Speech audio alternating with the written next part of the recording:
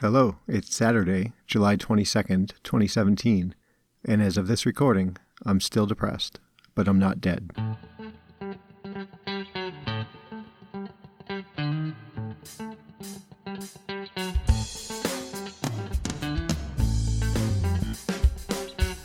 Hey guys, thanks for downloading and listening to the show. I really appreciate it.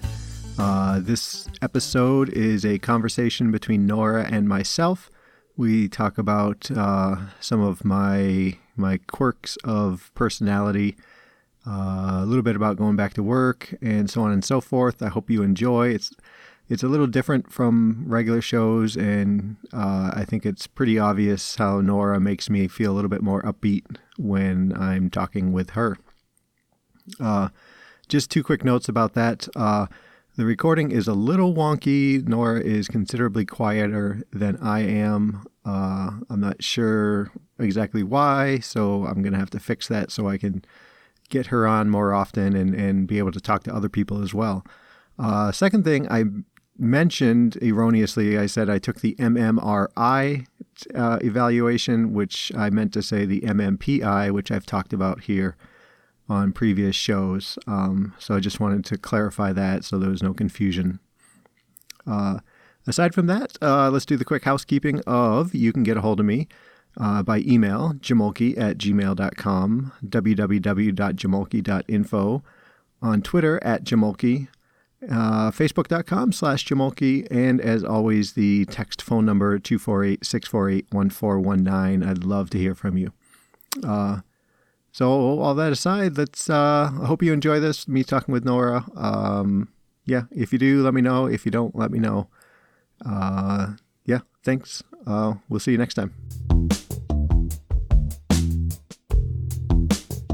Okay, so here I am sitting on the bed with Nora, and we're going to try to do a little podcast. It's been a while since you were on, right?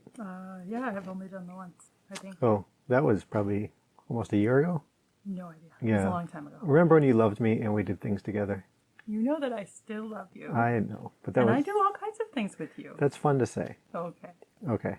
So yeah, I've been wanting to get Nora back on because I think she adds a lot to the show and different perspective and whatnot. So she's going to be here, and I'm going to ask her some questions on the spot, and she promises to keep talking. Right? Did you say that?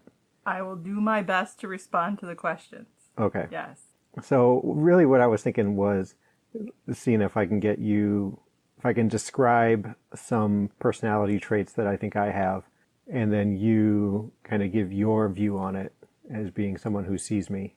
Okay.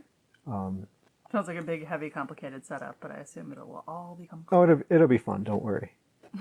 So anyway, I've told folks who listen to the show about when I took the MMRI and the results of that. Two, not so surprising. And the third one, maybe a little bit, but not really, the avoidant personality disorder. Well, and I told you that my therapist, when I told her that you got that diagnosis, was like, it doesn't sound right. Traits of, maybe. And I was like, I think he said the full diagnosis. But so yeah, it's maybe a more extreme thing that hasn't come up before, right? Yeah, and plus it's hard. Oh, by the way, Nora just got in from walking, so we're going to be drinking some soda or pop or tonic or cola, depending on where you're from. Or Coke. Or Coke, yes, I'm sorry. And a little bit of wine for Nora. So apologies for the slurps. We'll try to keep them to a minimum. Right. So the hard thing with that, and something that I think a lot of people maybe run into, is like your therapist has never met me. Wow. Right. Right. She only hears, and this actually goes to, I think, what you're going to ask me about to some degree, but she hears about you through my eyes. Right. Right? Right. And you've got rose-colored glasses on because you're in love. Well. Right. You are, right? I am in love, okay. Yes. Whether I have rose-colored glasses on or not, okay. I don't know, but... Right. So, I mean, that's hard. But she doesn't clearly know you as your own therapist. Right. And there was always a little bit of education on the show. So there was when Trump was elected, and there were all the people saying, he's got this mental illness or this disorder or this or that. And any psychiatrist worth their salt would have said, and I heard many say that, well, we clearly can't diagnose him with anything because we haven't had any time to spend with him and talk with him. So, Right. so by that same theory, it's very difficult for your therapist. My therapist to diagnose through me Right. what you've got going Right. on. Absolutely. And I'll be honest, when I was doing that partial program, the second one, and the psychiatrist there suggested, hey, has anybody mentioned borderline personality disorder? And I looked that up, and it seemed there were big parts of that seemed to fit. And I was kind of loosely like going on that, but understanding it wasn't a diagnosis. And then in talking with Alex, and we went through the whole thing with, am I on ASD? ASD, autism spectrum disorder. Oh. Or some other kind of personality disorder. And he wasn't convinced it was borderline. And I told him, okay, great. I've kind of looked at many of the different ones, and they overlap quite a lot. So I don't envy those who are doing the diagnosis. But after receiving this diagnosis and kind of looking it up, it's like spot on, I think. And I did a show 3 shows ago, where I went through the 7 diagnostic criteria. And, in mental health, you have to have like 4 or 5, or display 4 or 5. Don't have to have all. Yeah. But if you only have 2, then it's not. Probably not. Right. And I think I hit 7 for 7 or 8 for 8 Wow. of whatever they were. And so I think it's very believable for me. So you need a new therapist. See, No. tell her to take off. No, I like my therapist. Okay. She does good things for All me. right. Tell her to stay out of my head. And she's trying to help me with my own processing of your stuff, right? Yeah. Yeah. Yeah. That's very big. And she did suggest the testing for my son that led to us finding out more things about him, his diagnosis, which led to his diabetes diagnosis. So Right. Okay. she's done some remote stuff that's worked out. So, okay.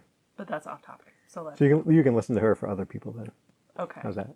Okay, so I think it was just the other day where I really started pressuring you to be on the show, right? I think. Something. Yeah.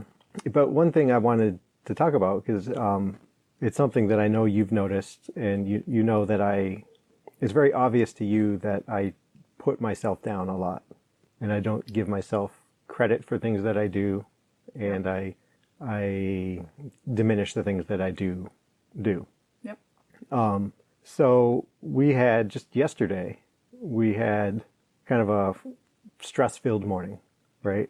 We were, the girl is going to Japan. Her passport will expire while she's in Japan. So we're trying to get her a new passport. And you and the girl's dad were meeting off at the passport place, and kind of comedy of errors. Hey, do we need a birth certificate? Yeah. Do we need marriage license? Do we need... Because my name had changed right. from what was on the birth certificate. Yep. Right. So I mean, some things that were obvious we needed and we didn't have. And so I was at the gym, and I started seeing you and him message back and forth. Yeah.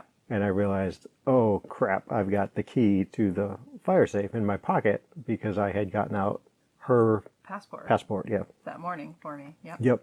So I was like, oh, crud. Okay, so I'll go back. I'll find all this stuff and all that. And it turns out we don't have a marriage license, or a certified. We don't have a certified copy. Yeah, that we can find. We've had one for sure, more than one. Right. But so there's all these kind of back and forth, and they're at the center waiting for you to come back, and very frustrating. And like I felt myself being frustrated, and intellectually I'm like, why didn't they think about this stuff ahead of time, right? Like me and you and the dad. My ex. Yeah. Which we should have. Right. I will totally allow for that. But emotionally in my head, I was blaming myself because I should have thought of it. I should have thought that, hey, they're probably going to need other stuff. Maybe I shouldn't have knew what you would need, but I should have questioned you guys to say, hey, do you think you're going to need something else? And see, that, to me, I look at that situation and feel like that whole thing was not yours to manage or yours to fix, right? That was me and my ex, and we needed to get that done, right? And you were a huge help to me because you got out her passport. I feel like there was something else that you had pulled out. Oh, the checkbook for me. The checkbook had to start, and then the birth certificate. Yep. And then when the dialogue went back and forth, you got the birth certificate and what you found for the marriage license, which turned out not to be a certified copy, but it's the only one we had. Right. But, I mean, you did all of that stuff that was supportive and helpful to me and that I really appreciate. And the rest of it was either on me or on the government or like whatever. It was absolutely a frustrating morning. I think it was frustrating for all involved. Right. I was surprised my ex was as cool about it as he was, because he's known to get frustrated with things, right? But everybody sort of chipped in, and you were a huge support without being. There was absolutely no way in which I felt like you should have done something different, or that you failed, or you let me down. See, and I hear you say that, and I again, mean it. and I know you do, and that's a big thing with our relationship. Is a lot of things I don't totally get, but I know that what you say is true. That what you say about me and about our relationship, I get as truth. But so I hear you say that, and it's a big help, and whatever, and still intellectually I get it, but emotionally I drop the ball, and I can't get past that right now. I don't have a way to think about it to get past that. Well, no, I think that's an interesting thing to talk to your therapist about, because that is about your self-talk, right? That's about the conversation going on in your head. And so I'm sure there are tools, there are ways, and some of them won't work for you because you will think they're hokey and ridiculous, but I'm sure there are ways to help take those situations and be able to reframe them or be able to let go of the should haves. Yeah, and that's what DBT is all about. And I get it. It's a practice thing, right? And Alex will say that, we can't pinpoint when all this way of thinking started. We're not sure, but probably very early on. Based on things you've told me very early on. Yeah. So even though we can't do that, it's clear it's been a long time. And so I've had, we'll say 30 years of building these habits, these really like hardwired neural pathways in my head. And I don't know how to explain it any better than that kind of intellectual versus emotional. Yeah. So I'll throw out another whole twist on this that I had a thought of tonight, because you were, again, super accommodating and helpful and made me dinner while I was doing work on a Sunday. And that I totally appreciate that. But sometimes I think I don't know what the right word is, but I worry that your view of your worth and your need to maybe prove your worth over and over makes you a bit of a servant to other people.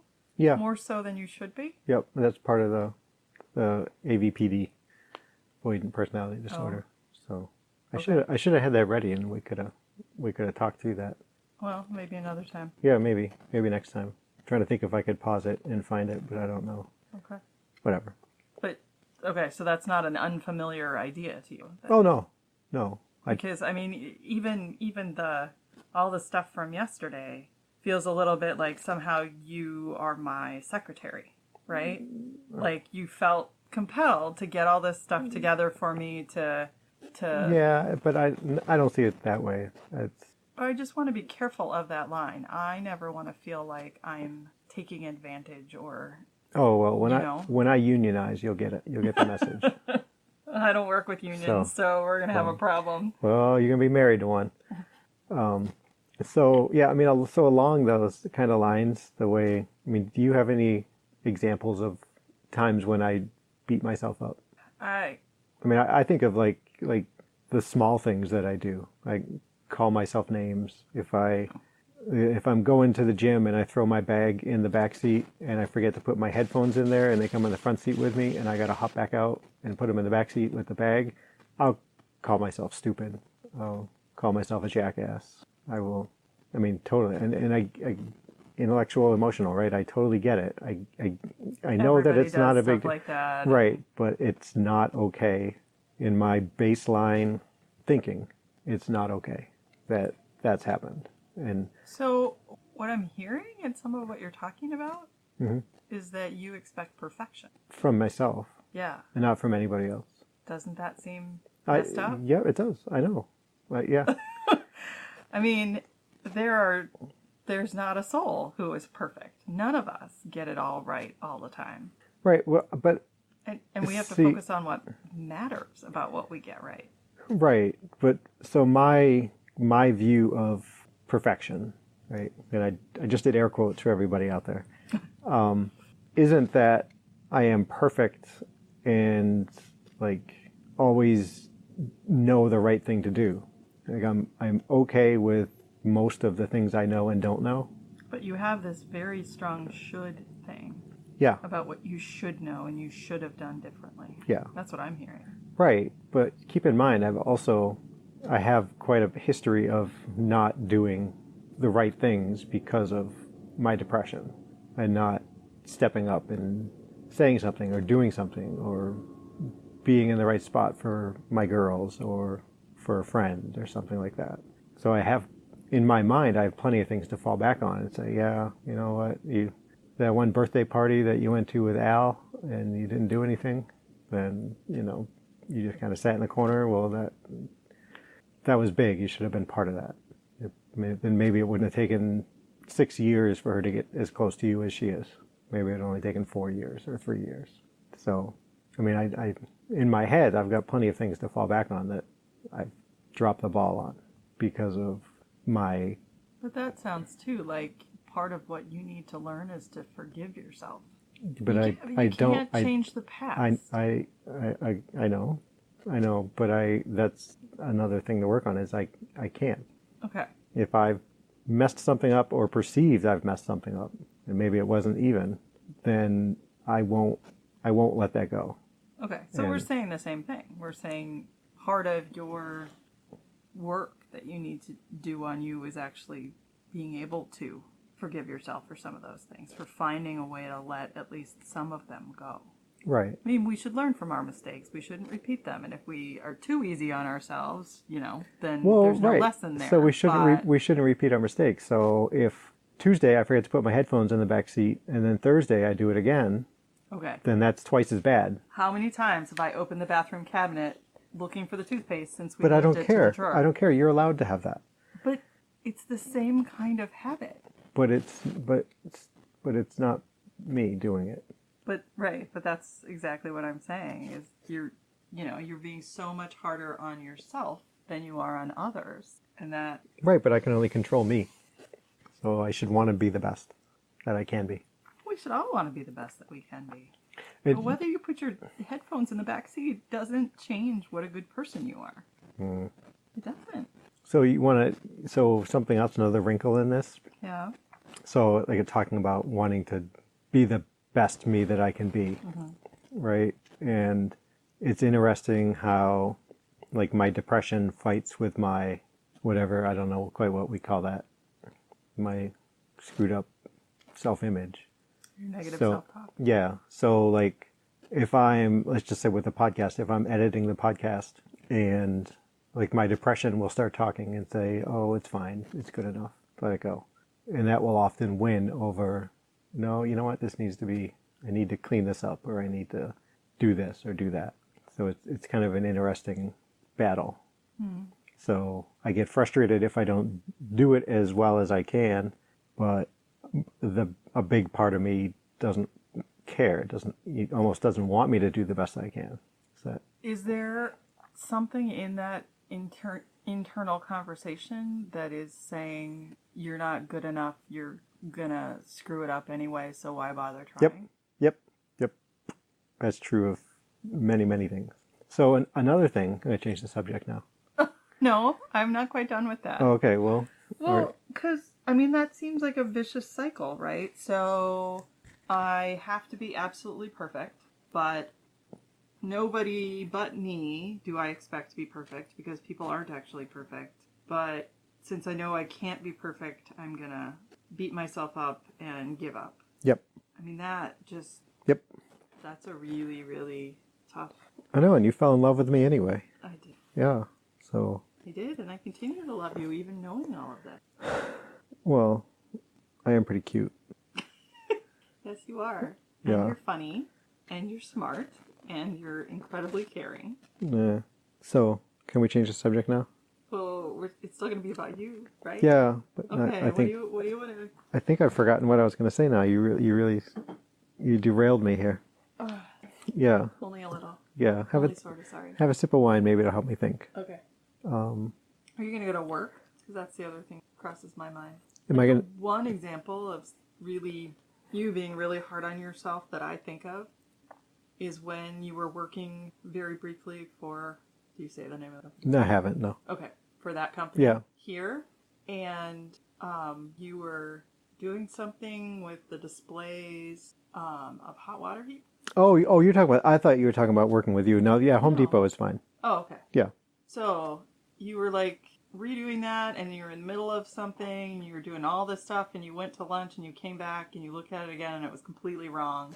You were super frustrated with yourself in particular. Right. In that instance. I remember that. I was really frustrated because how could I have been so wrong the first time? And almost, I don't know if I told you, but I was to the point where I was worried that cognitively there was something wrong with me at that time, that I could have messed it up the way that I had messed it up. And yeah, but that was really frustrating. Yeah. And and in my head, that's not an okay mistake. There's no reason why I couldn't, probably I should have taken 4 more seconds to look at what I was doing before I started. Maybe. And it would have been better.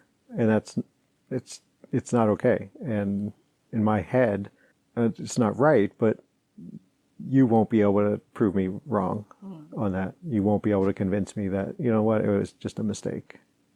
Because I don't know. I don't believe in accidents. So me making a mistake is tricky. Wow. So yeah, but what was the other thing? We were gonna change the topic so it was a little less stressful for me. How does Alex even deal with you when you change the topic when it's less stressful for you? Well, I don't know. He's a lot more easygoing. He doesn't bring the pressure of marriage to this conversation. I bring the pressure of marriage. The pressure of marriage. I love you. He does. Well, he might his way, but. Well, he might. Yeah, but he doesn't. So have you talked on the podcast about? Yes, the one that's going to go out just before this, the one I recorded. Okay. I talked about it a little bit, and I talked about how the things you don't like talking about, but when I worked on my own before, and kind of where that took me, kind of that dark path when I was troubleshooting my suicide attempts, and and I worked at Home Depot versus when I worked with you for those 12 weeks or whatever that was, because that was just. No, I absolutely think about that. That's part of why I haven't, put a lot of pressure for you to go back to work. Is because I don't want you to go down that path again, and it's why I suggested part-time and like a better choice for you at this point. Like, I think the stress of going back full-time and something that's not a temp gig and all of that just might feel like way, way too much. If you want to talk about second-guessing self-abuse stuff, yeah, I don't know if I've ever said to you that I kind of blame myself for you going down that dark path, because when we were dating and you seemed to be doing really well and you talked about sort of the poor leadership of some of the leaders you were working with. You've been a leader before, and I feel like I really pushed you to think about applying for a management job again. And I feel like that was the beginning of when things went really wrong, was when you took that new role and the pressure went up. Yeah, there certainly was a lot more pressure, and I've kind of talked about that. I know I've talked with Alex, I talked on it here, but I don't know if I've talked with you about feeling like I didn't know anything. And if my boss came and was asking me questions, I was convinced he was trying to trip me up because I wasn't doing as good a job as I should have been. And when in fact he didn't know and he wanted to know what was going on. But yeah, I remember, yeah, there was a lot more stress with that. But I still contend it was after my half marathon that, The sort of let down from that, which yeah, actually runners talk about. yeah, That when you have a goal event, or you want to run a half marathon at a certain pace, or you want to run a 100-miler for the first time if you're really crazy like Julio, or, yeah, whatever it is, once you achieve that goal, there's this moment of like, oh crap, what now? right, Like, I've done that thing, and I don't know what I'm reaching for anymore. And for a lot of runners, that means they sign up for the next race, so they put that right, goal back out there. But yeah, I mean the chemical difference in your body of not doing that training all the time, which was gonna be hard to do because we were heading into it at that time, right. and the new job. Well, I'd had the job. For how long? Uh, yeah, I mean, the race was, what, the end of October, right? So, and it was on my birthday that I took the leave of absence, so December. Okay. And I had that job for months. I mean, we only started talking in March of Right, but that year. for me, months is 4 months. Okay. I mean, that was, it was a long 4 months, so that, yeah. I mean, I saw a shift in you from the beginning of that. It may have gotten worse after, but Yeah, maybe so. I don't know. so you got to know, I worry about how your self-talk is going to be with this new job, and it's not that I personally worry at all about your confidence to do the job and do it well. Mm-hmm. It's about whether you will think you're doing it well. Yeah, and it's so, like, I mean, you get this at work too, with like when your boss doesn't really say much to you, pro or con, Yeah, you kind of stress out about that. yeah. My boss at the moment share more con thoughts than pro thoughts, Yeah. even if her overall message is that I'm doing well. Yeah, but see, I would prefer, because of my personality weaknesses, we'll say, I would prefer constant feedback, good or bad. I don't care. In fact, probably I'd want a healthy dose of both, because bad still teaches me something. But, and it's kind of been the case my whole working career, is that I just don't get it, because I have the job, I do it, and I do it well in some cases and adequately in other cases, but my social interaction abilities and proclivities, I don't know if it makes me unapproachable or if it just makes it seem like I don't need any discourse back and forth. But when I don't get it, then that's when my mind starts going like, okay, I'm not doing this right. Clearly I'm not doing this right. And holy cow, why is Bob walking down that aisle today? Oh my gosh, what did I not do? Okay, did I do this? Did I do that? And it's when I say it like that, it makes me sound like I'm paranoid. A little bit. But I don't know that I guess I don't know. But But you've been a manager. yeah. Did you really give your employees constant feedback? Every day I made sure that I would say something to them about their work that day. Well, Yeah. I mean, I will just fully admit, when I've been managing people and I'm stressed out and I've got a million things going on, I try to give them regular feedback, but it's not daily. Yeah. There's no way. Well, in retail it is a little different because you don't always see the same people every day. So some people I may not see but once a week, or maybe every third day. Mm-hmm. And so I'm a big high five person. So that's always fun. Yeah, so I'm going back to work, right? And there's one thing Alex and I have talked about a little bit, and we're going to talk more, is kind of the stressors that might be involved with that, and kind of the things I was just talking about worrying that I'm not doing a good job, all because I just haven't heard anything. Yeah. So, yeah, so I mean, that's conversations. Well, and I would say, so something good that my boss does, that not all bosses, when she first came in, he had each of, because she joined, right, and Yep. there was a team in place, she had us all fill out a questionnaire that's called How I Like to Manage. And that the whole idea of that was giving us the opportunity to say, do I want to hear from you often, or am I okay with silence? You know, what kind of feedback is meaningful to me, Right. et cetera. So your new boss doesn't necessarily do that, but I think it is totally fair for you to ask what you should expect in terms of feedback in the early days. Yeah. And I think you can express that you're a person who tends to like more rather than less, right? Good or bad doesn't matter, but Yeah, see, so now we're getting back to our earlier conversation, because sitting here telling you about that is totally intellectually, cognitively, perfectly makes sense, right? All my business training, my college, my, self-training on how people are supposed to treat each other. But when you say that, in my head, if I go up to my supervisor and say that, then that's weak and a sign of weakness, and will make her wonder what the hell did we hire this guy for? okay. And I'm going to say to you again, you managed people. I know, And if they had asked you, or if they had said that to you, but they're not me.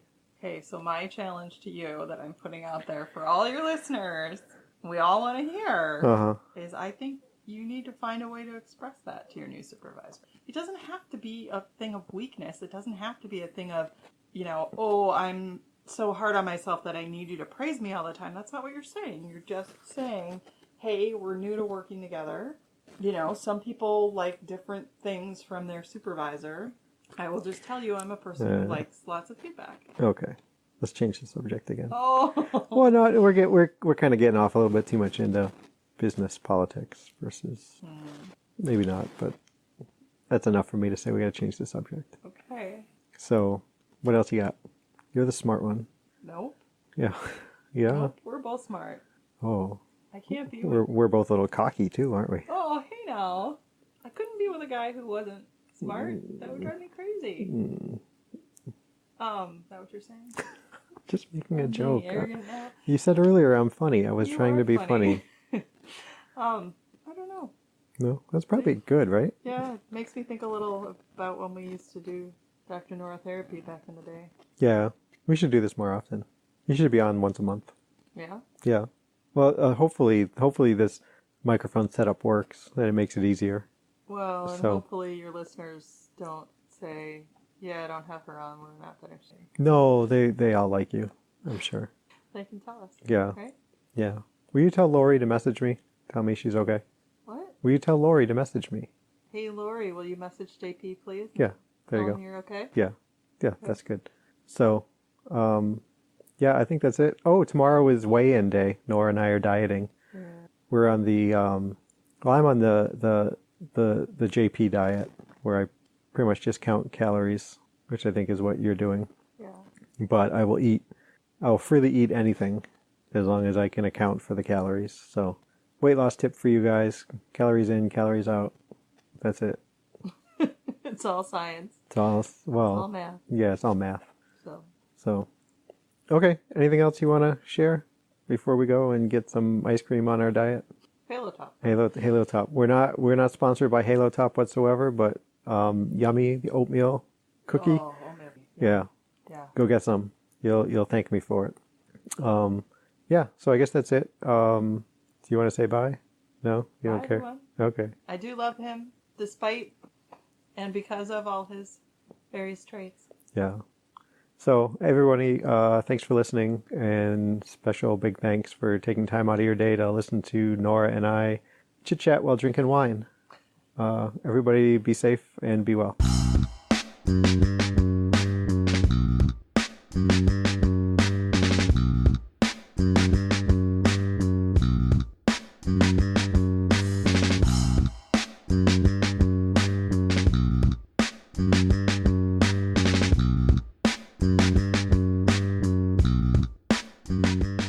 Maybe you just have a bigger booming voice. Maybe so. I don't know. I don't.